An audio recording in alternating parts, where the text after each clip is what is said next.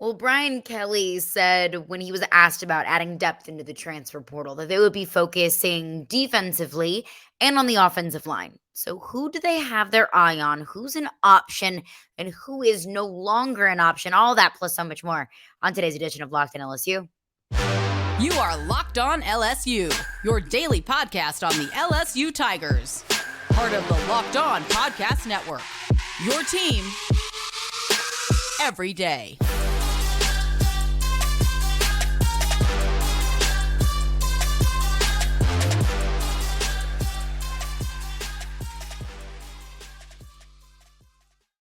Well, thanks for making Locked on LSU your first listen every single day. We are free and available wherever you get your podcast. Plus, you can also find us on YouTube as well. So you can watch us at home on your smartphone, on your smart TV. You can also listen to us on the go on whatever your preferred podcast platform might be.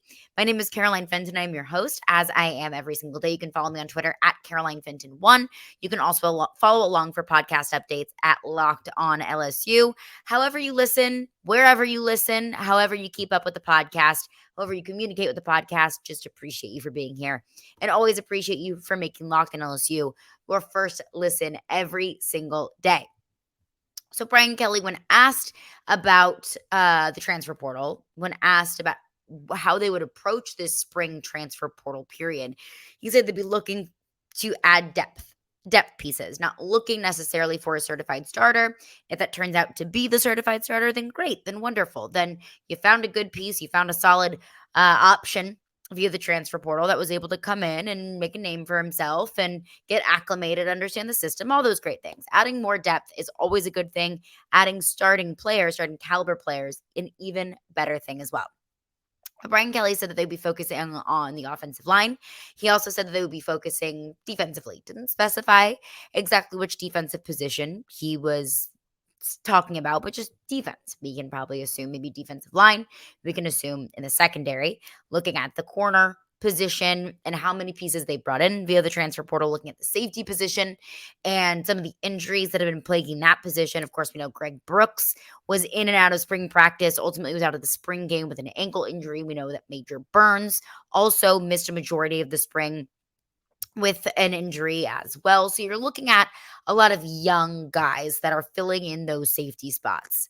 Javian Toviano being one of them. And while I'm encouraged by Javian Toviano, while I'm encouraged by everything that I've seen, everything that I have heard about some of these young defensive players, really young players as a whole, but specifically these defensive players, specifically guys that can fill in at the safety position, I'm not going into this season, or at least that's my philosophy, is I'm not going into the season banking on true freshmen who have never taken a snap in college football before to be that you're kind of saving grace at that safety position. I'm not going to put all of my eggs into an unproven basket.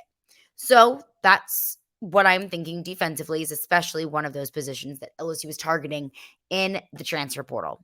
And we know that based off of some of the offers that have already been given out in the transfer portal. One is not a name that we have talked about yet, and that is Rhode Island defensive back Antonio Carter II. Now, he will be taking his official visit to LSU this weekend. So big weekend for transfers. Recruiting visits are going to be on a little bit of a pause until early June. Looking at that first weekend of June after Memorial Day weekend, have a good bit of transfers coming in. Not transfers, recruits in the 2024 and 2025 classes. They'll have some transfer portal players visiting this weekend. So that's at least something you look forward to hear how that visit goes, how they kind of wine and dine some of these transfer portal players. But Antonio Carter II will be one of them. When we talk about transfer portal players and Brian Kelly's priorities, looking at some of the boxes that he checks, Brian Kelly has looked at guys that are from Louisiana, bringing them back home, guys with experience, however, guys with experience and also have years of eligibility. Now, while Antonio Carter is not from Louisiana, he's from Orlando, the Orlando area. He does come in to LSU as a grad transfer, so with 4 years of college football experience under his belt, but with 2 years of eligibility remaining. And if you listen to yesterday's episode, I talked about how I, for some reason, have the most difficult time trying to calculate how many years of eligibility remaining players have, like given redshirt years and given COVID years. This is one of the reasons why, people, this is why I struggle so mightily, is because Antonio Carter has been in college for 4 years and he has 2 years of eligibility remaining. It's confusing. I struggle with it. If somebody asks me, hey, Caroline, you get 2 options. You can write a thesis on aerospace engineering, or you can just figure out how many years a guy has left of eligibility at NCAA. I'd probably lean toward aerospace engineering, and I am no aerospace engineer. I don't know why it's so hard for me. Just bear with me here, people. So he's from Orlando. Spent the last 4 seasons at Rhode Island. So in 2022, Antonio Carter started all 11 games. He recorded 60 tackles on the season, 4th best on the team. Had 4.5 of those 60 tackles were for loss, 1 sack, 1 interception, and 10 pass breakups in the 2022 season. Now, in the division that Antonio Carter plays in, they only play 11 games. So kind of take those stats with a little bit of a grain of salt, because what we might know as a good or solid season isn't a 12-game season. So you can kind of take that with a little bit of a grain of salt. In 2021, in his junior year, started in 10 games, played in all 11, and redshirted for 2 years. But in those redshirt years, still had special teams contributions. Majority of his snaps, both in those redshirt years and those junior and senior years where he was starting and playing in a majority, if not all of those games, majority of those snaps came at corner. Now, Antonio Carter has played as a box safety, but just not as much work at the safety position that he has been getting at the corner position. So can be a versatile guy, can be a special teams guy, can be a corner, can be a safety if you need him to be, but that's where he really shines. And that's where a majority of his work has come, is at the corner position. And also, it's a good thing too, looking at a guy who has special teams experience. I think when you're coming in, especially in this transfer portal period, if you want to get that starting time, you need to be able to offer some of those special teams abilities. And that's exactly what Antonio Carter could potentially come into LSU or wherever his next landing spot would be, what he could bring. He's a hot commodity. This is going to be a tough competition for LSU in Antonio Carter's recruitment. He's got offers from Notre Dame. He'll be visiting Notre Dame this weekend. Offers from LSU, obviously. Offer from Florida. He will be visiting Florida the same weekend he visits LSU. So taking a little road trip to Gainesville, coming up to Baton Rouge. He will also be visiting Notre Dame. He's gotten offers from Wisconsin and Kentucky and Ole Miss. Now, he's already taken visits to Ole Miss and Wisconsin, had a visit planned this weekend to Kentucky, but has since canceled that visit. But he's still going on visits to LSU and Florida, so that tells me his recruitment is still very much so open. Just maybe something specifically at Kentucky happened, or maybe he's looking at the offers that he's gotten, is just not interested in pursuing that Kentucky opportunity. But a good sign for LSU that he canceled this visit to Kentucky, but still wants to go see LSU.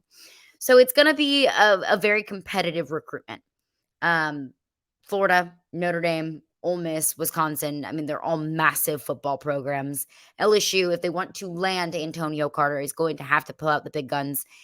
And it's looking like they might have to really seriously pursue Antonio Carter, given other players at that position that LSU has offered that have not, or rather committed other places. And we'll get into that coming up next. But before we do that, I want to tell you about Built Bar. Y'all know I love Built Bars because I'm always looking for healthy alternatives to good snacks. I want to have a delicious snack. I want to feel like I'm indulging, but I don't want all the sugar and all the calories. So Built Bar is perfect for that. If you're like me, you want to eat healthier, but you don't want to compromise on that taste, then Built Bar is the perfect thing for you. They're healthy and they taste amazing. They taste amazing because they're covered in 100% real dark chocolate. I mean, how many snacks do you find that is healthy and covered in 100% dark chocolate? And they come in great flavors like churro, peanut butter brownie, and cookies and cream. So delicious. I don't know how they do it, but they make them taste like a candy bar while maintaining amazing macros. Only 130 calories, 4 grams of sugar, and a whopping 17 grams of protein. And now you don't need to wait around to get a box, because for years I've been telling you that you can get your Built Bars at Built.com, which of course you can still do, but you can also get them at Walmart. Head to the pharmacy section, grab yourself a box of Built Bars. You can pick them up in a 4-bar box of cookies and cream, double chocolate, or the coconut puffs. Or if you're closer to Sam's Club, run in there, grab a 13-bar box with our hit flavors, Brownie Batter Puff and Churro Puff. So delicious, so good for you. You can thank me later. Well, thanks again for making Locked On LSU your first to listen every single day. We are free and available wherever you get your podcasts, and every day is coming up on tomorrow's podcast. We'll get back into the SEC win totals. What does Vegas think about teams around the SEC, and who could be LSU's biggest threat in the SEC West? We'll get into that on tomorrow's edition of Locked On LSU. LSU has a visit with Antonio Carter, the defensive back out of Rhode Island this weekend. It'll be a competitive recruitment for him. But what is also obviously proven to be a competitive recruitment is for another position or player at that position that LSU has been targeting, and is obviously competitive because LSU lost that competition. Trey Amos, the defensive back out of ULL, has just committed to Alabama. So just a little bit of a refresher of who Trey Amos is. He's from New Iberia. He's got 2 years of eligibility remaining. He was a 3-star out of high school, 6 foot, 175 pounds, and really blossomed at ULL. He had 34 starts in 3 years. In 2022, recorded 35 tackles, one of those for loss. Only has one career interception in his career so far at ULL, and that came in 2020. But he has been visiting top programs across the country. Visited Alabama, obviously, visited Texas A&M, had an offer from LSU. He has most recently committed to Alabama. Look, that's going to happen. Like, if you haven't realized by now, and especially the defensive back position, given Alabama's reputation with defensive backs, Nick Saban's track record with developing defensive backs and getting them to the league, turning them into first-round picks, and then obviously LSU as well. DBU, it's an LSU studded defensive back group in the NFL. It's 2 perennial programs that develop great defensive backs. It's going to happen. You're going to lose out on those guys to Alabama, to A&M, to Georgia, to Florida, to teams across the SEC, and to teams across the country. If you haven't picked that up by now, both in the recruiting and transfer portal, now you know it's going to happen. But that also just proves even more need to continue to recruit and to continue to send out those offers to players that you deem fit in the transfer portal. It adds more necessity to finding some of those players. You need secondary depth. You need that secondary depth. Trey Amos is not going to be one of those guys that's going to be able to help you out. Now you're playing against him. That's the double-edged sword of being in this league, is when you are competing in the most competitive division, in the most competitive conference in all of college sports, you're going to get the best players because the best players want to compete against the best. The best players want to be the best. However, you're not the only team in this division. You're not the only team that's really hyped up this offseason. You're not the only team that is considered to be a national title contender. That's where those players want to go, and that is where Trey Amos is headed to Alabama. It's a bummer. It sucks. Continue out on the transfer portal recruiting trail, and you'll find those pieces that can supplement that defensive back room. Coming up next, it is a Mailbag Wednesday. I'll get into all of your questions coming up next. Well, thanks again for making Locked On LSU your first listen every single day. We are free and available wherever you get your podcasts. Happy Mailbag Wednesday. I know it's a Thursday. Mailbag Wednesday on a Thursday. Honestly, frankly, because yesterday I forgot. I got caught up with the over-under win totals, and here we are. But let's get into it, into your questions. Remember that every single week you can send me questions via mailbag. You can send them in on Twitter at CarolineFenton1. You can DM me. You can send me a tweet at CarolineFenton1 at Locked On LSU. You can also comment those questions down below. I take questions all week long. I just get to them on a Wednesday. So feel free to send in all those questions, any topics of conversation that you want me to touch on next Wednesday's podcast. Send those in. Always appreciate hearing from you guys, and always appreciate you taking your time to send me those questions and to make Locked On LSU part of your day. First question, and when I say, Mailbag Wednesday, it can be LSU football, basketball, baseball questions. It can also just be questions. You want to get to know me a little bit better? I love that. And that's why I picked one of these questions, kind of a personal question to me. Somebody asked me, what's the best LSU game that you've ever been to? And I feel like everybody, doesn't matter how young or old you are, doesn't matter how long you've been an LSU fan, when you have that one game, that's the first thing that comes to mind. And this was mine for me. And, full transparency, I was at the national championship in 2019. It is forever going to be one of the greatest memories of my life. In my former job, I was able to be there on the field. When the clock struck 0 and the confetti fall, I got to be there and I got to be on the field. It was coolest things. One of the coolest things that has ever happened to me. I always say, I apologize to my future wedding and my future children because that might trump all of them. So that's the obvious answer. But the game that first came to my mind was 2018 Georgia. It was my senior year at LSU. Georgia came in undefeated. Georgia was a top 3 team in the country at the time, and LSU was good. That was Joe Burrow's first year at LSU. They were a really solid team. That was Devin White's final season at LSU. LSU was good, but they had lost a few games. Lost to Florida on the road at Florida, which was a kind of a brutal game. Joe Burrow got beat up in that game. It was super physical, super competitive. Started off the season that year, beating Miami, even though nobody gave LSU credit in that game. Nobody wanted to pick LSU to win that game. That game was also awesome. But so LSU was good that season. It was a 10-win season, went to the Fiesta Bowl, but Georgia was the overwhelming favorite in that game, obviously, because they came in undefeated, top-ranked team in the country, and LSU won. And it was totally unexpected. It was such a freaking fun game.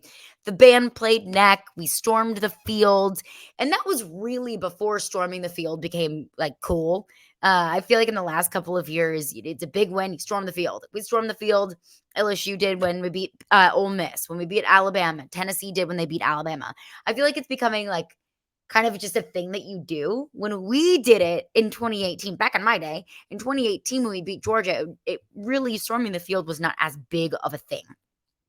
So that was cool. It was the only time I got to do that, storm the field. And I was at the game as a fan. A lot of times when I was in school, I was covering the games. I was on the field for work purposes, but I got to be a fan. So I was in the stands with all of my friends. One of the last few home games that I got to go to as a student and be a fan. So that one really sticks out to me. Massive win for LSU. Just really fun day for me and all of my friends. Just really fun day to be an LSU fan, and really fun to see so many sad Georgia fans walk through LSU's campus. So that one probably stands out to me as the best, the most exciting. That's not named the national championship in 2019. So thanks for that question. Love those personal questions. Second one, this one really made me think. This one really made me, kind of take my purple and gold lenses off and take my LSU fandom off and really think about it as I almost dropped my mic. Think about it critically. And so I appreciated that. That's why I chose this one for this week. Said, if you were Garrett Nussmeier, would you have transferred? It's a tough question. It really is. And I implore you to think about it really seriously, not through the eyes of an LSU fan, but to think about it if you are Garrett Nussmeier. I think that was all of our biggest fears this offseason, is once Jayden Daniels was named the starting quarterback, would Garrett Nussmeier choose to transfer and be a starter anywhere else? Because, Garrett Nussmeier is a starting caliber quarterback in college football. He's a starting caliber quarterback in the SEC. If he wanted to go out and find another home, I'm sure that there would be several coaches and programs that would have welcomed Garrett Nussmeier with open arms. And he didn't. He decided to stay at LSU. And we all breathed a big old sigh of relief on April 30th whenever the transfer portal period had closed and Garrett Nussmeier ultimately had decided to not transfer. So it's really hard, because it's hard for me to take off my LSU fan hat. It's hard for me to think about it objectively if I am Garrett Nussmeier, because I didn't want him to transfer. Of course not. I didn't want LSU to go into this season with only Jayden Daniels and a true freshman and Ricky Collins in the quarterback room. I didn't want that. I wanted Garrett Nussmeier to be a reliable backup, more than reliable backup. I wanted Garrett Nussmeier to stay in that room so we knew who would be the starter next season, and that we knew that we could trust the starter next season, and that this quarterback room would be in much, much, much better shape for the next 2, 3, 4, 5 years if Garrett Nussmeier stayed and Ricky Collins stays and Colin Hurley stays, the 2024 quarterback commit. But honestly, if I'm Garrett Nussmeier, I probably would have. And it's hard, right? Because I don't know Garrett Nussmeier's priorities. I think that the number one goal for any player in college football, especially playing at the level that you're playing at LSU. Your number one priority is to get to the NFL. Your number one priority is probably to be a first-round draft pick, to create generational wealth for your family, to be able to play this game at the highest level you've always dreamed of, probably ever since you were a kid. Okay, so if that's the goal, you think about what's the best path for me to get there. Recent history would show that a lot of times you have to go somewhere else to get that opportunity. Joe Burrow had to come to LSU to get that opportunity. If he would have stayed at Ohio State, I don't think we'd be talking about Joe Burrow the same way we talk about him now. Think about Baker Mayfield. He had to go from Texas Tech to Oklahoma to get that opportunity. Think about Justin Fields. He had to go from Georgia to Ohio State to get that opportunity. Think about Will Levis. He had to go from Penn State to Kentucky to get that opportunity. And of course, there are several quarterbacks that didn't have to leave. Caleb Williams is another one. Had to go from Oklahoma to USC to win the Heisman. Probably could have done that at Oklahoma, but he did transfer. Of course, there are several successful quarterbacks that never had to transfer. Trevor Lawrence being one of them. He started at Clemson. He finished at Clemson. He won a national title at Clemson. He was the first overall pick after staying at Clemson. So there are plenty of examples of players being incredibly successful by not transferring. But there are also a lot of examples of quarterbacks that have been successful because of transferring. I probably would have looked at that and said, look, I'm not getting my opportunity here. In order to go to the NFL, in order to play at the highest level, in order to be a starting quarterback on Sundays, I need to play snaps. I need to be in front of scouts' eyes. I need to get experience. But then you can also look at it and look at other priorities. How big of a priority was it for Garrett Nussmeier to stay at LSU?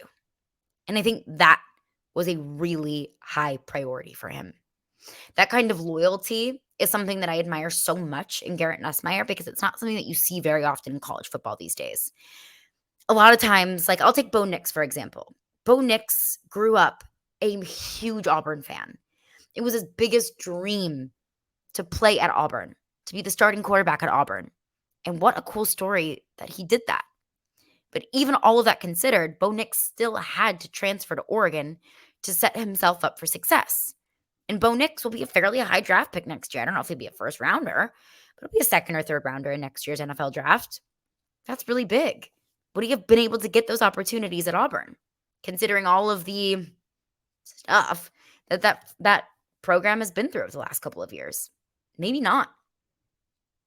So I admire that Garrett Nussmeier made staying at LSU such a massive priority for him, that he sees something special in this program. That even if his number one priority is making it to the NFL, he still sees LSU, even though it's not the easiest path to being the starter immediately. He still sees LSU as his best option to get there. That even if his number one priority is getting to the NFL, LSU has to be in the conversation. That getting to the NFL and winning a championship at LSU are priority 1A and 1B. I gotta respect that. While simultaneously respecting a player by making a decision, maybe a really tough decision, to go out and do what's best for them if it's not at the original school they played. So it's a really, really tough decision. It's a tough question for me to ponder, especially being an LSU fan. But it has a lot of factors involved in it. Transferring is not an easy decision at all for anyone, I don't think, because you have to weigh all of those factors. You're going to leave your original place just to compete for another job elsewhere? Maybe what Walker Howard's looking at right now. But Walker Howard at least wanted an opportunity to compete. That's what he's getting at Ole Miss. It's not what he's getting at LSU. I think that it was a really tough decision for Walker Howard to leave LSU. But those were his priorities. And that's totally valid and totally fine. So I kind of challenge you to think about that a little bit, because I think it might make you, when you think about it, it might make you understand Garrett Nussmeier a little bit more. It might make you respect Garrett Nussmeier a little bit more. Not that I ever thought that it was possible that I could have more respect for Garrett Nussmeier, but it's interesting to think about.